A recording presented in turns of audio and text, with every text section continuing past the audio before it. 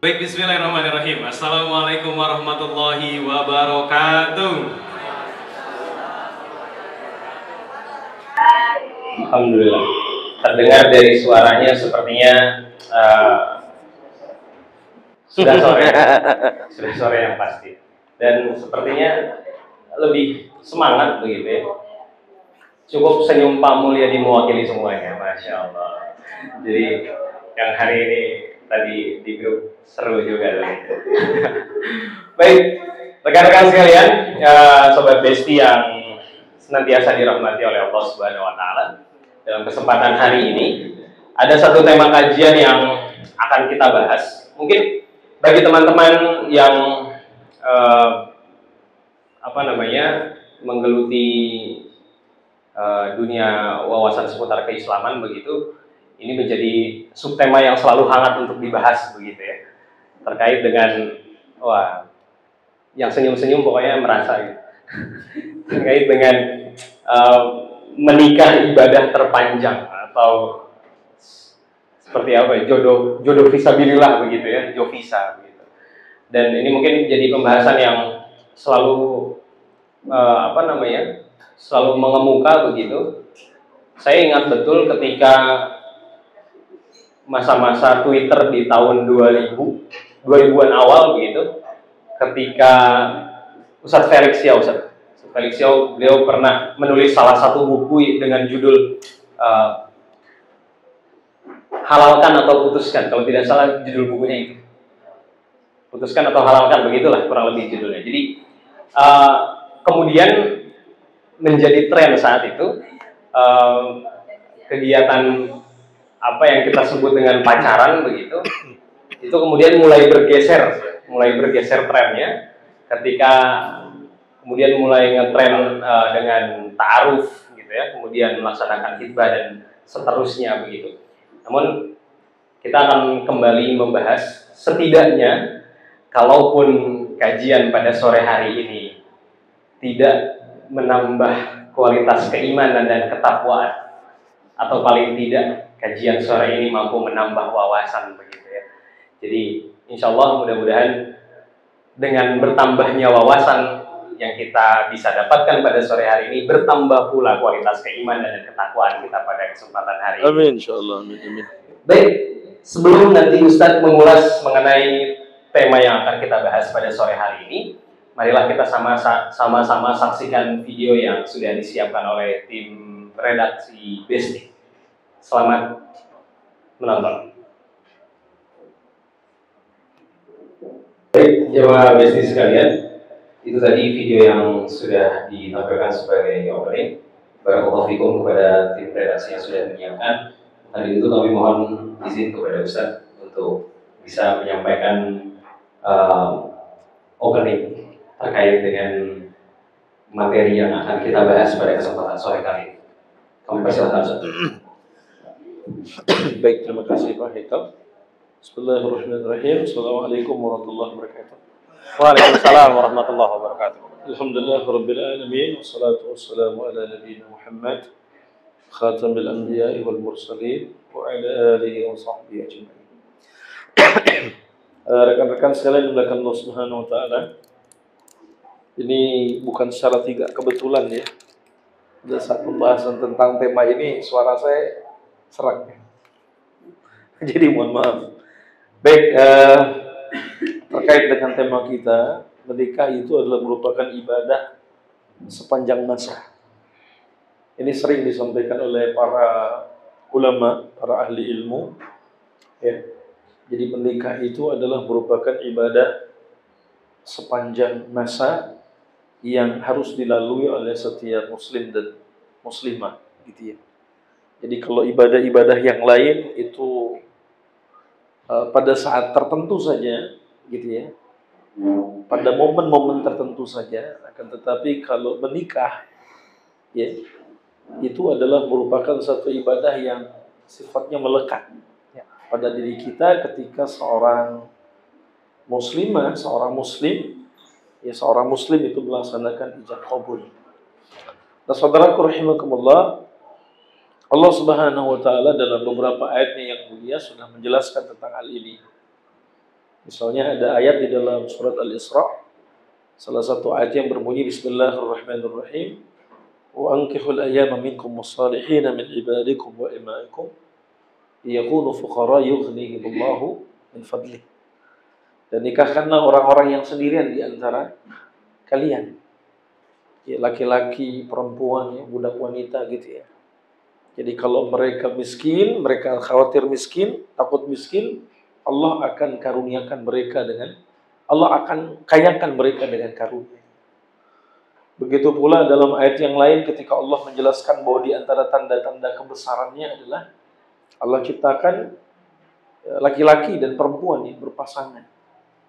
Ya, sebagaimana yang sering kita dengar di dalam surat Ar-Rum, wa min ayatihi an khalaqa lakum min anfusikum azwaja litaskunu ilaiha wa ja'ala bainakum mawaddatan wa rahmah inna fi dzalika laayatin liqaumin yatadhakkarun. Kemudian juga di dalam surat An-Nisa juga fankihu ma taba lakum minan nisa'i mathna wa thulatha wa ruba'. Ya. Nah ini hadirin sekalian, artinya ayat-ayat ini dan juga ayat-ayat lainnya itu menjelaskan betapa nikah itu adalah merupakan perintah Allah Subhanahu wa taala. Dia adalah merupakan ibadah kepada Allah Subhanahu wa taala dan dia adalah merupakan ibadah yang panjang sepanjang kehidupan kita. Nah demikian pula hadis-hadis Rasulullah SAW. Dalam sebuah hadis Nabi mengatakan, ya ma'asyarasy syabab man istata'a minkumul ba'a falyatazawwaj.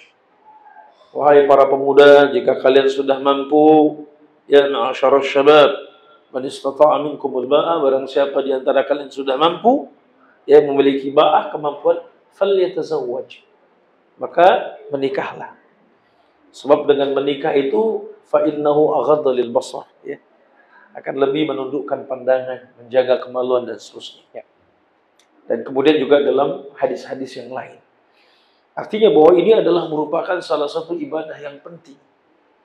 Jadi kalau selama ini kita memahami ibadah dalam makna yang cukup luas, ya, ibadah itu salat, ibadah itu puasa, ibadah itu zakat, ibadah itu bersedekah, manakah nikah itu juga merupakan satu ibadah kita kepada Allah Subhanahu wa taala.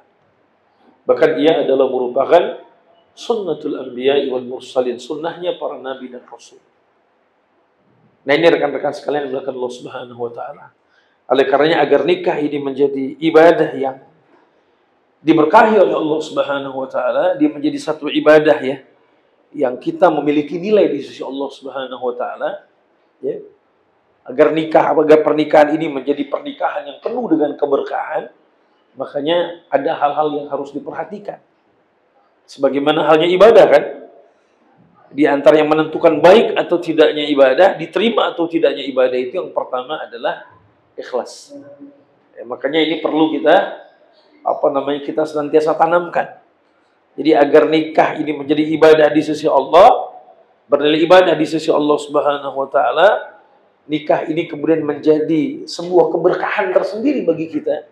Kita mendapatkan keberkahan atas pernikahan yang kita lakukan, maka yang pertama kita harus jaga niat kita.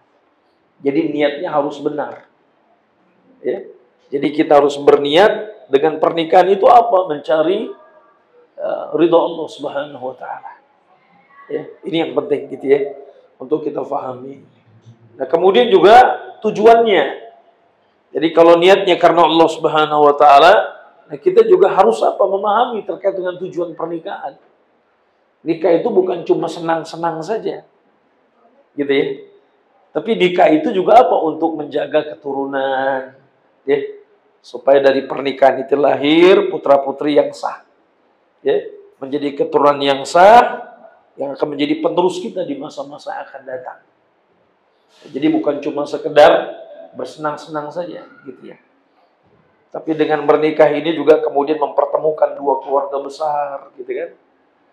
Nah, ini terkait dengan tujuan pernikahan dan juga tujuan-tujuan lainnya yang positif yang terkandung pada pernikahan itu sendiri. Nah, hal yang berikutnya yang perlu kita perhatikan di samping tadi niat ya. Kemudian tujuan, jadi orientasi pernikahan. Dan saya kira terkait dengan orientasi hampir sama dengan niat. Jadi bagaimana kita mengorientasikan pernikahan itu semata-mata untuk mencari ridha Allah Subhanahu wa taala. Ya. Jadi bukan semata-mata aku suka kamu, kamu suka aku. Gitu ya. Aku sayang kamu, kamu sayang aku, gitu kan? Ya. Begitu ya, aku cinta kamu, kamu cinta aku, bukan cuma sekedar itu. Tapi orientasinya adalah mencari keridhaan Allah Subhanahu wa taala. Ya. Nah, ini yang hadirin yang dimuliakan Allah Subhanahu wa taala. Ada pula hal yang keempat yang perlu kita perhatikan adalah terkait dengan ilmu. Ya. Jadi sebelum menikah kita harus punya ilmunya. Ya, apa saja yang perlu kita pahami, ya, terutama terkait dengan fiqhul munakahat gitu ya. Dan yang kelima juga persiapan-persiapan layak lainnya. Ya, seperti tadi persiapan ilmu, persiapan finansial, persiapan fisik ya. Jangan sampai mau nikah tapi fisiknya lemah. Gitu kan? Jangan sampai mau nikah tapi fisiknya sakit-sakitan. Kasihan nanti istrinya punya suami yang sakit-sakitan. Kasihan suaminya kalau punya istri yang sakit-sakitan. Tapi setelah menikah, lalu kemudian ada hal-hal yang tidak terjadi, yang tidak kita inginkan, maaf. Lalu terjadilah sang istri sakit, suami sakit. Nah, ini bagian dari ketentuan Allah Subhanahu wa taala yang harus kita sikapi secara sabar. Ya, tapi yang jelas bahwa sebelum menikah itu ya kita harus melakukan persiapan. Ya, dan yang terakhir yang saya sampaikan adalah pilih calon yang baik agamanya. Hari ini banyak yang casingnya bagus. Casingnya bagus, tapi softwarenya nggak bagus. Kelihatannya ganteng, handsome, cerdas. Kelihatannya kaya. Emang kaya gitu ya. Nah, kemudian apa lagi? Pokoknya ganteng, biar sepertinya kalangan terdidik, macam-macam lah. Begitu ya. Tapi ternyata kenyataannya tidak seperti itu. Justru setelah menikah, istrinya dipukuli. KDRT, kekerasan dalam rumah tangga. Nauzubillah, sekarang sudah banyak cerita kan, suami membunuh istri atau sebaliknya. Yang lagi populer kan kasus pembunuhan suami ya, di Kerawang.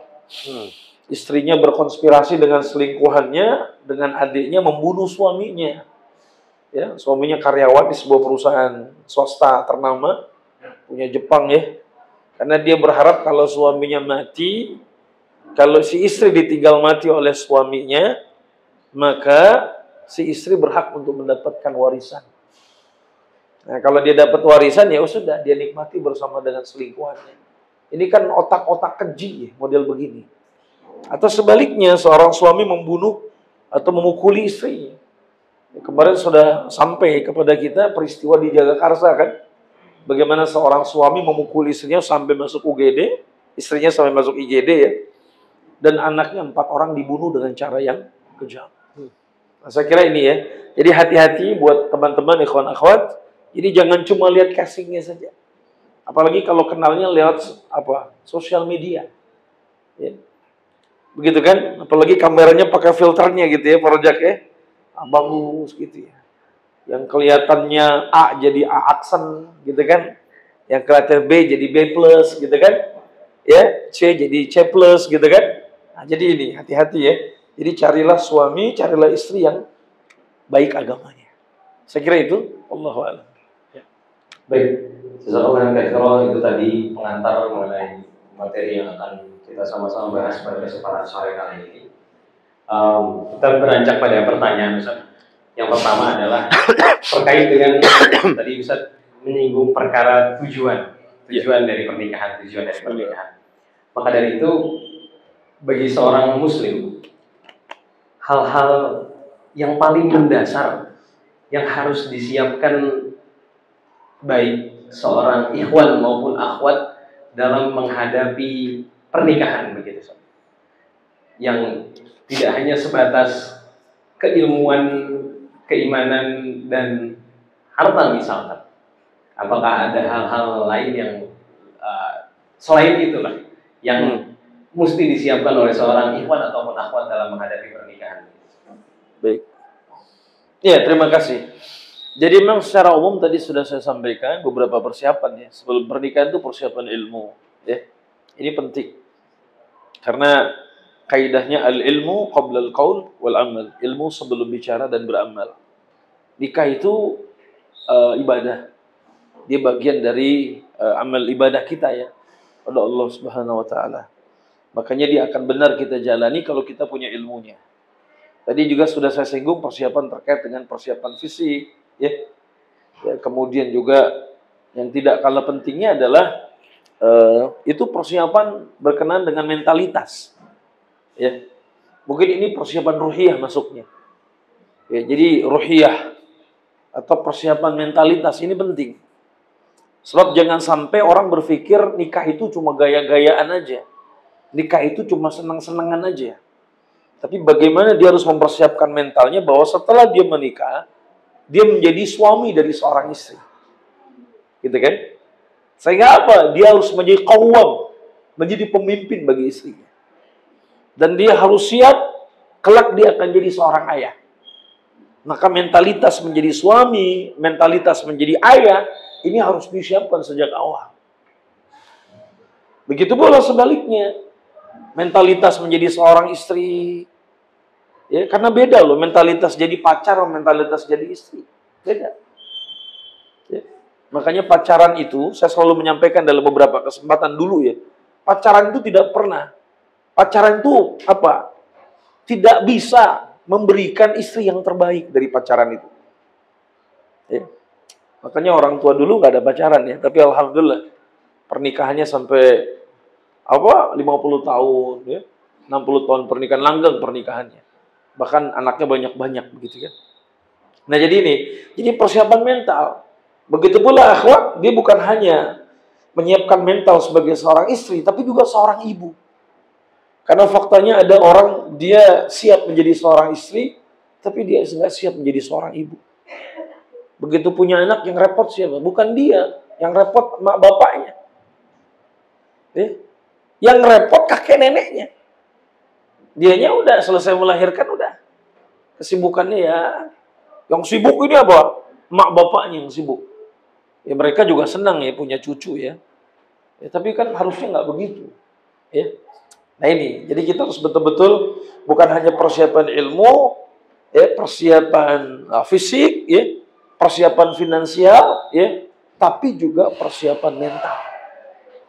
Karena banyak orang setelah menikah nggak siap jadi suami. Baru 2-3 bulan nikahnya bubar. Ya. Nggak siap jadi ayah. Begitu udah punya anak jadi sumber konflik. Masalah. Dulu sebelum punya anak aman-aman aja pernikahannya. Tapi begitu punya anak jadi penyebab. Padahal anak ini kan apa? Kebahagiaan yang Allah berikan kepada kita kan, amanah gitu ya.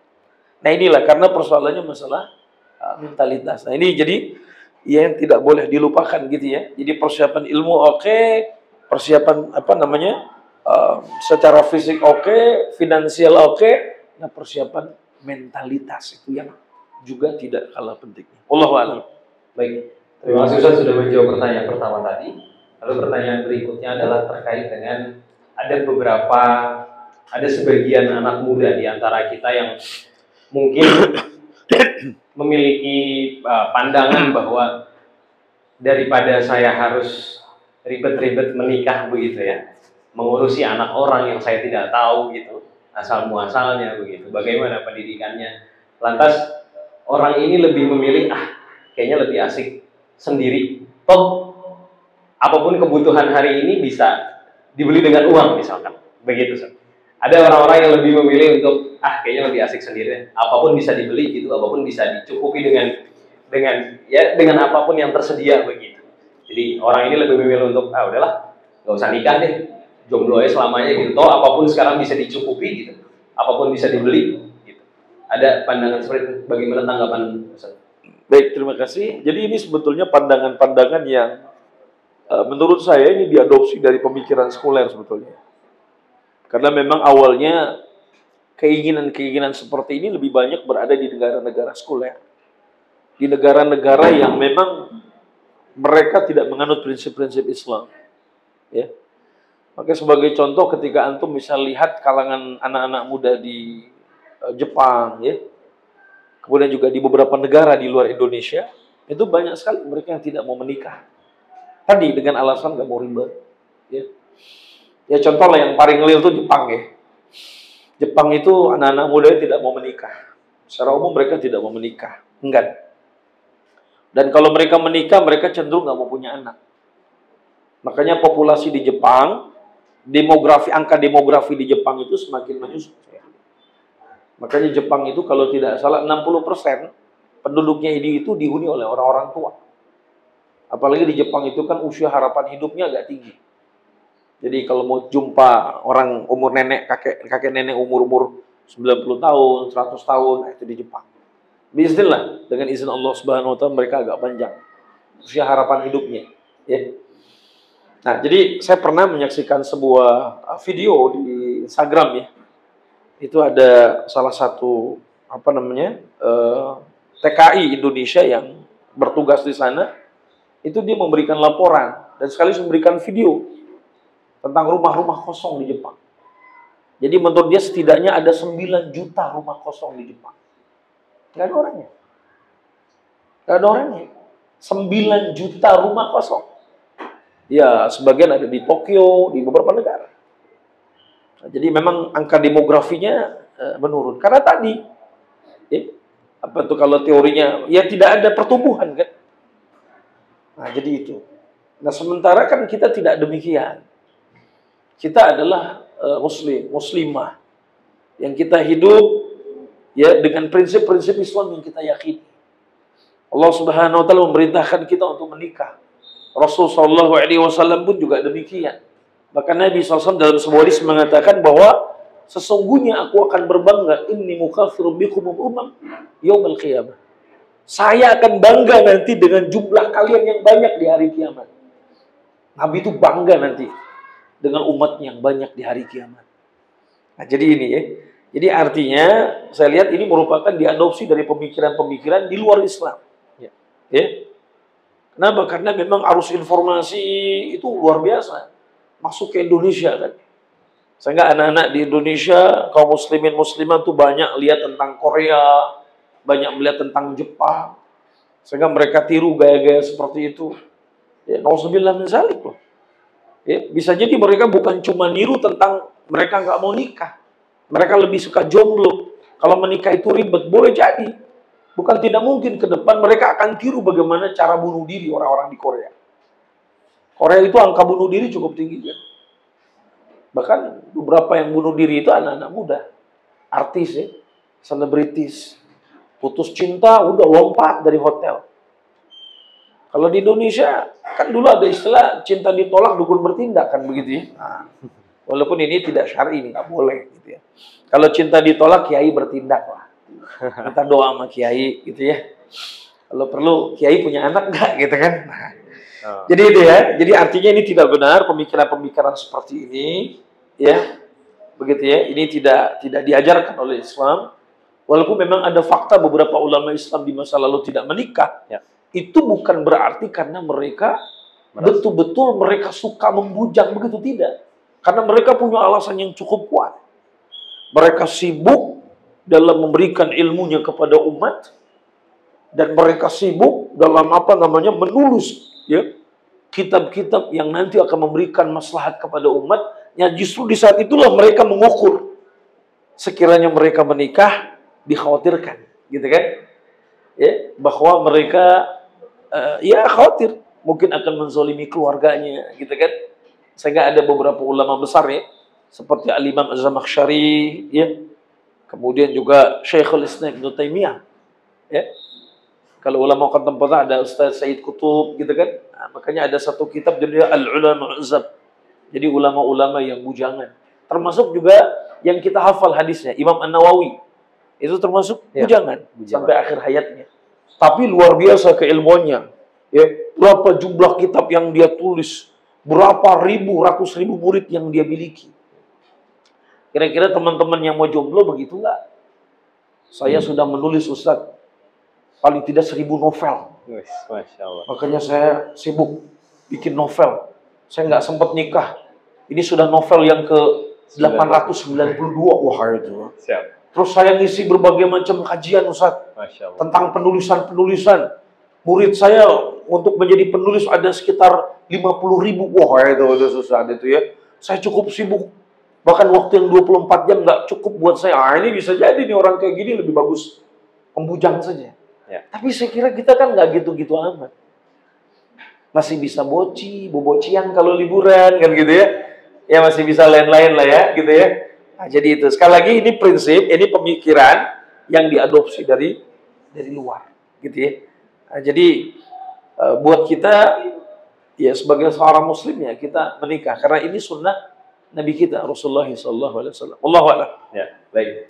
Itu tadi simpulannya adalah bahwa hal-hal demikian adalah pemikiran-pemikiran yang bukan lahir dari Islam begitu, Ustaz ya. Dan kalaupun kita memilih untuk menjomblo, hal apa yang sudah kita kerjakan atas kejombloan kita begitu. Gitu ya.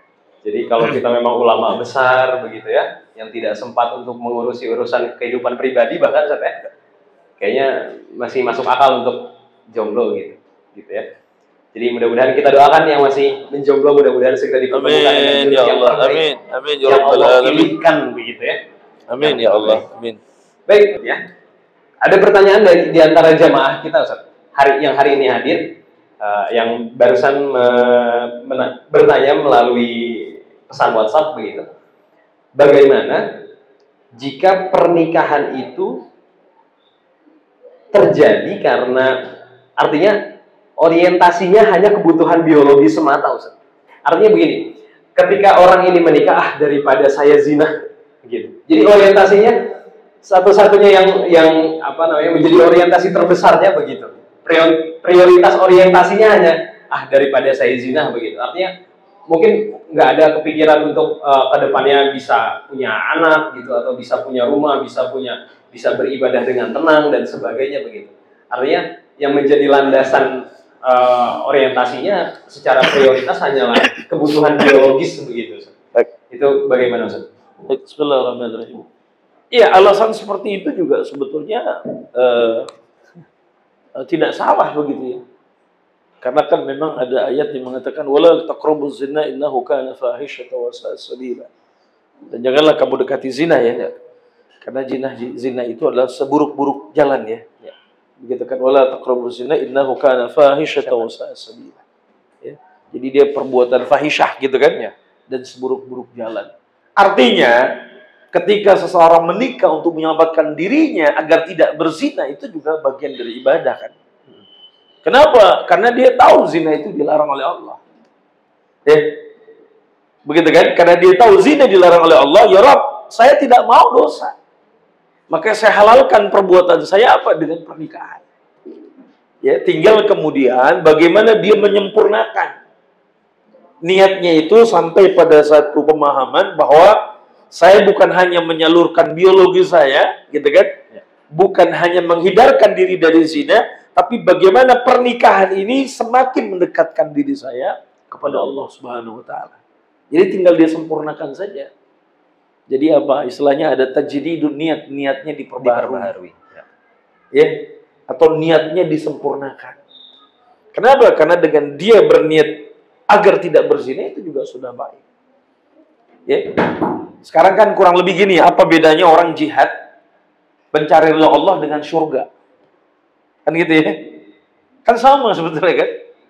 Antum jihad, antum berjuang untuk apa? Saya karena Allah. Antum berjuang karena saya pengen masuk surga. Sama juga. Gitu kan? Kenapa? Karena surga itu juga milik Allah Subhanahu wa taala. Sebab kalau Allah ridho dengan seseorang, Allah akan masukkan dia ke dalam surga. Kan gitu kan? Kenapa Anda menikah? Cari ridho Allah. Ya. Lalu apa? Allah itu ridho dengan mereka yang menikah, bukan dengan mereka yang berzina. Baik. Nah, jadi itu. Jadi it's no problem, tidak ada masalah. Tinggal sekali lagi disempurnakan saja niatnya. Diperbaharui saja niatnya. Gitu kan?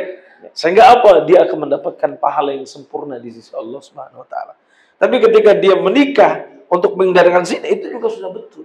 Sudah betul sebagaimana halnya tadi orang berjihad niat pengen dapat surga. Kan gitu ya? Kenapa? Karena surga itu kan apa? Ada di balik ridhaan Allah Subhanahu wa taala. Itu ya. Allahu a'lam. Ya. Baik, terima kasih Ustaz. Jadi tadi jemaah yang bertanya via WA sudah terjawab ya insyaallah. Jadi tinggal diperbaharui niatnya begitu ya Ustaz. Mudah-mudahan bisa menjadi pernikahan yang diridhoi oleh Allah. Amin insyaallah. Baik. Ini pertanyaan Terakhir Ustaz, jika memang pertanyaannya cukup panjang, tapi akan saya ringkas begitu. Dalam sebuah pernikahan kan memang pernah disebutkan entah hadis atau ayat yang membahas ini, bahwa laki-laki yang baik untuk perempuan yang baik, lelaki pezina untuk perempuan pezina, begitu. Ada athar yang menjelaskan itu kalau tidak salah. Bagaimana Ustaz, ketika memang si laki-laki, misalkan laki-laki ini adalah laki-laki yang taat, seiring perjalanan waktu ternyata akhirnya dia menikah, dan karena memang tidak melalui proses pacaran, tidak melalui proses yang memang dilarang oleh agama ini, di kemudian hari si lelaki taat ini kemudian tahu bahwa istrinya adalah seorang, sebutlah misalkan bukan perempuan baik-baik begitu di kemudian hari. Lalu ia berusaha untuk mendakwahinya gitu ya, berusaha untuk mendakwahinya, tapi tetap saja si istrinya ini tetap berada pada jalan yang salah begitu, tetap berada pada jalan yang tidak diridhoi oleh Allah Subhanahu Wa Taala. Itu langkah seperti apa yang harus ditempuh oleh si suami ini, Ustaz? Langkah seperti apa yang harus ditempuh oleh si laki-laki ini sebagai seorang imam begitu dalam rumah tangga? Baik, terima kasih. Memang ini persoalan-persoalan ini termasuk persoalan-persoalan yang unik ya. Jadi nikah itu sepanjang usia ibadah, sepanjang hayat, sepanjang masa.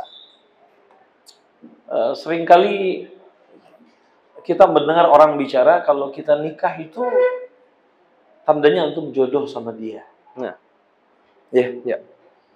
Tapi ada, begitu dia sudah dinyatakan dia berjodoh, 3-4 bulan kemudian dia berpisah. Sehingga saya sering menyebutkan, jangan-jangan jodoh itu ada juga batasan waktunya. Ada jodoh punya expire-nya gitu. Ada orang yang berjodoh dia, Allah jodohkan sepanjang umurnya. ya. Bahkan apa? Until jannah. Sampai di surga. Sehingga dia bilang sama istrinya, saya dengan istri saya sehidup sesurga. Sehidup sesurga. Baik. Ya.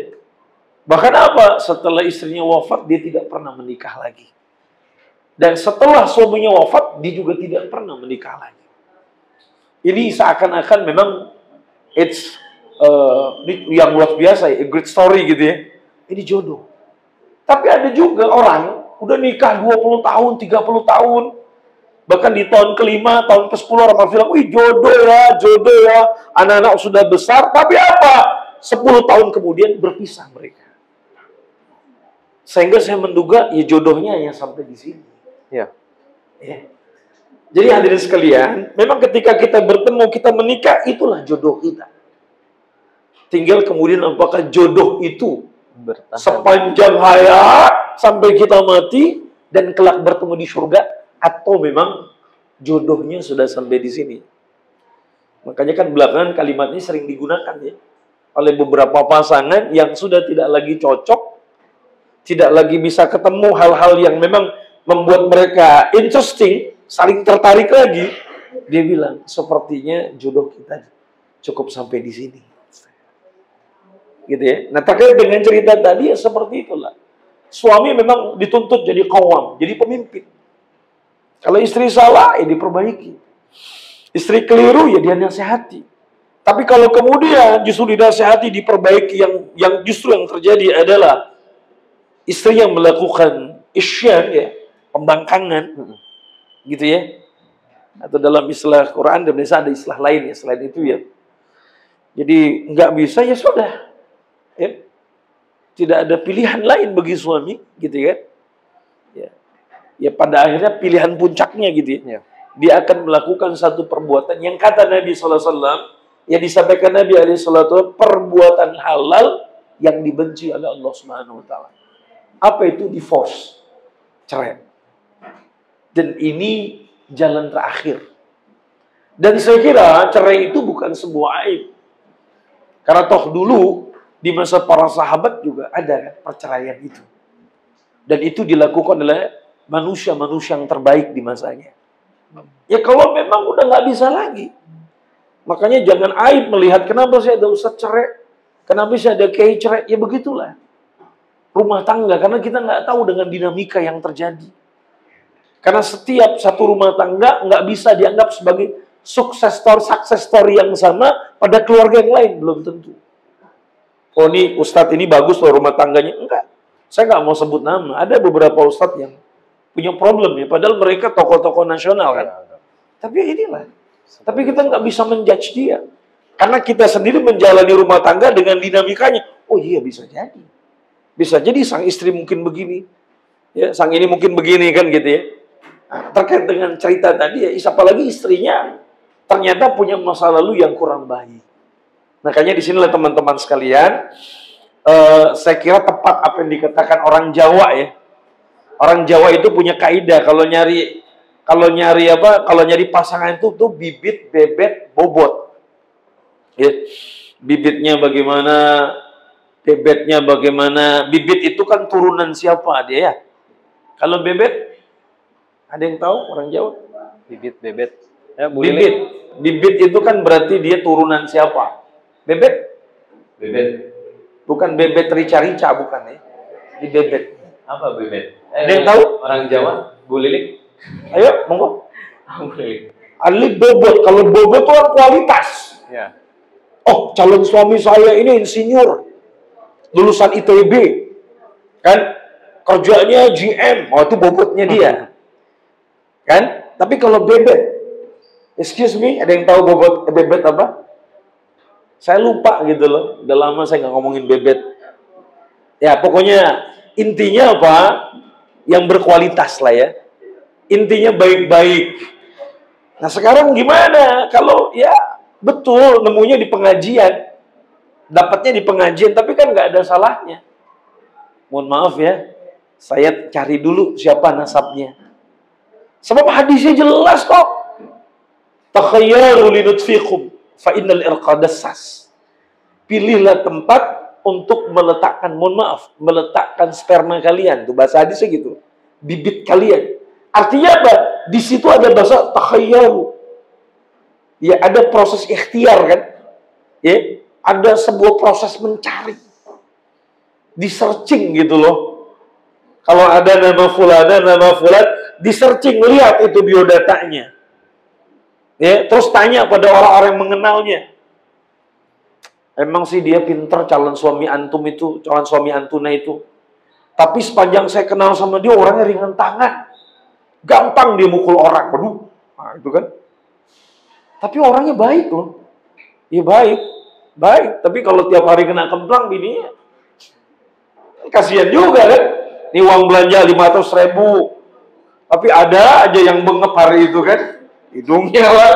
Ya Allah. Emang gitu amat? Emang nikah ini cuma soal uang? Tidak kan? Sama halnya nikah kan nggak cukup dengan cinta kan? Kalau udah nikah tuh nggak cukup dengan cinta. Tanya yang sudah menikah. Kalau udah nikah itu kita perlu beras. Betul? Nggak cukup. I love you so much. Ya, itu mah lagi deketan, lagi ta'aruf. Kalau udah nikah, nggak kenyang dengan I love you. Kamu sarapan apa? Enggak, aku sarapannya I love you aja. Enggak dong, sarapannya bubur ayam. Jangan lupa ya mas, nggak pakai kacang gitu kan. Sambelnya dipisahkan gitu kan. Nggak bisa. Ya, kamu makan siang pakai apa? I love you. Nggak bisa, nasi padang pakai rendang. Makanya kan gitu ya. Makanya ada seorang ibu nasihatkan anaknya, kamu cinta sama dia, kamu suka sama dia, kamu pengen nikah sama dia. Iya. Tapi dia udah kerja, belum. Terus nanti gimana? Kalau kamu udah nikah, kamu makan apa? Apa iya kenyang makan cinta? Ya nggak bisa. Ya makanya kan tadi ya, kalau persiapan tadi diantaranya persiapan finansial ya. Nggak harus kaya kok. Tapi kita punya pekerjaan, punya kemampuan, punya penghasilan. Kembali ke tadi begitu ya. Kira-kira seperti itulah ya. Jadi artinya dinasihati istrinya, diajak pada kebaikan. Kalau tidak, ya divorce. Ya, itu pilihan terakhir. Nah, agar itu semua tidak terjadi, walaupun memang sulit ya. Itu kan sesuatu yang sifatnya unpredictable. Ya. Unpredictable. Nggak bisa ditebak. Ya, nggak bisa ditebak. Makanya untuk meminimize, gitu, kita harus tracking. Ini apa nih? Ya, iya dong. Itu kita kalau mau jadi pembicara nih, sekarang kalau mau jadi pembicara di lembaga BUMN, itu Ustaz Sahrizal itu di tracking dulu sosmednya, sama timnya. Ada nggak dia terlibat partai politik tertentu?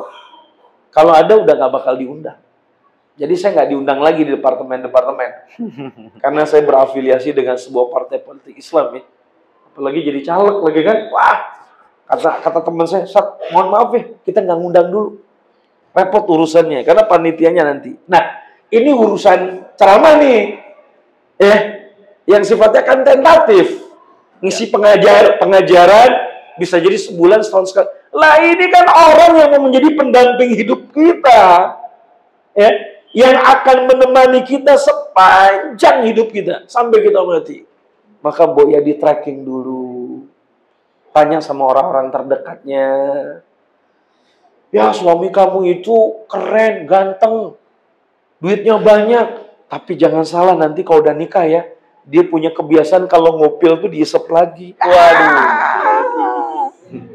Pernah tahu nggak cerita gitu? Banyak loh orang-orang ganteng tuh punya kebiasaan gini, ya. Anda meleng di tempatnya. Ada, tapi maaf ya, saya enggak.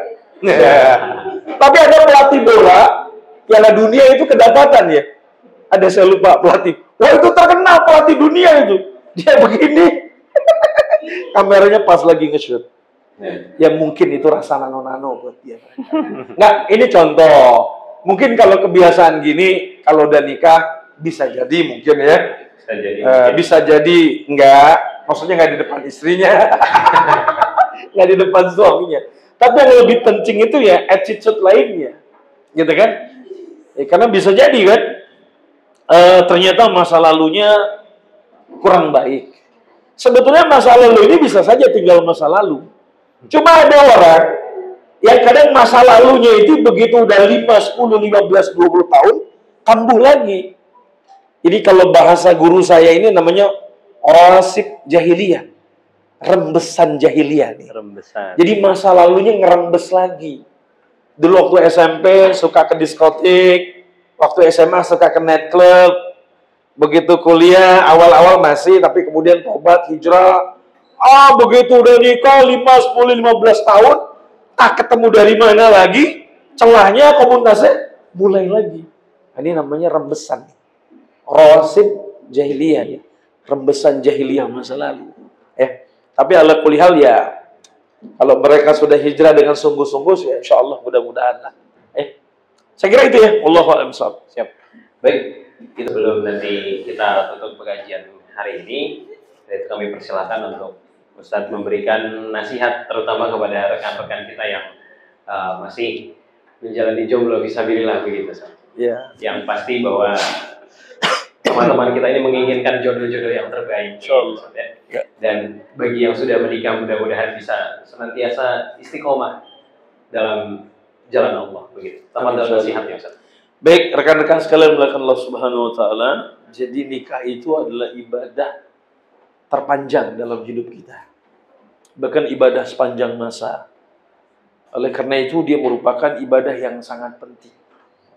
Oleh karena dia ibadah sangat penting, kita harus betul-betul berhati-hati.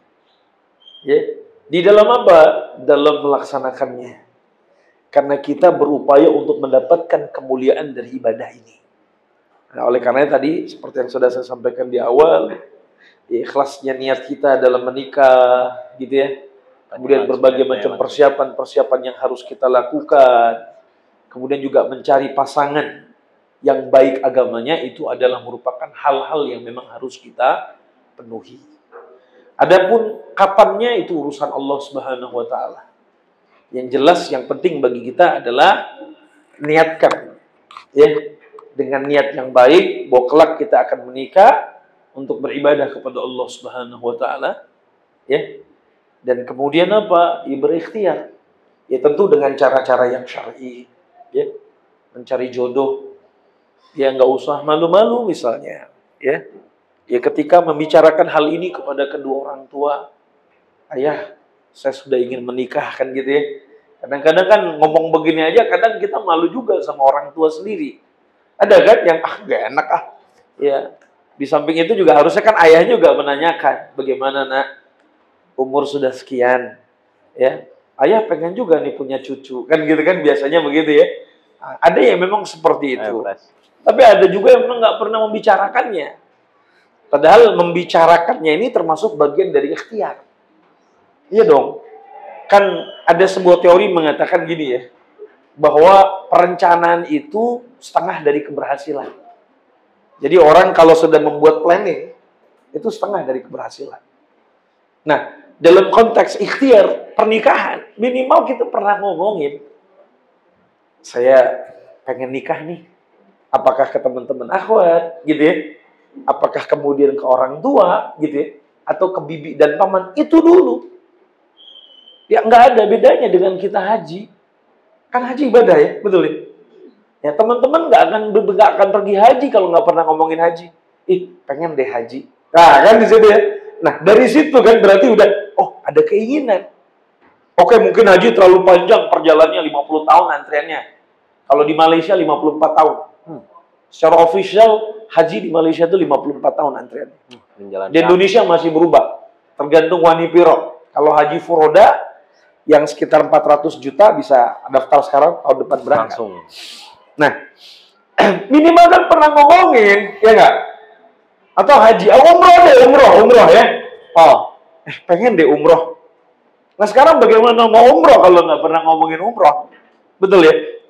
Karena ada kalanya ucapan kita itu doa, betul? Betul. Ya Allah, pengen deh umroh. Allah denger tuh.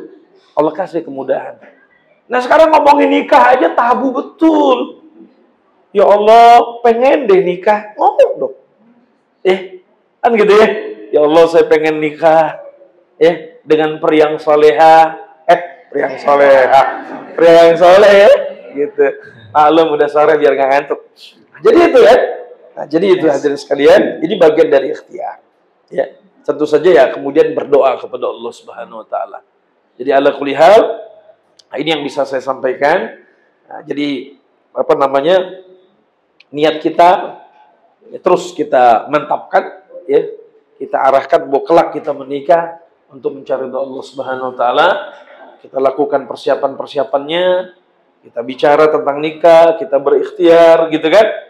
Kalau tidak salah ya dalam satu riwayat Nabi pernah mengatakan ya, sebaik-baik wanita itu wanita Ansor ya, dalam satu riwayat.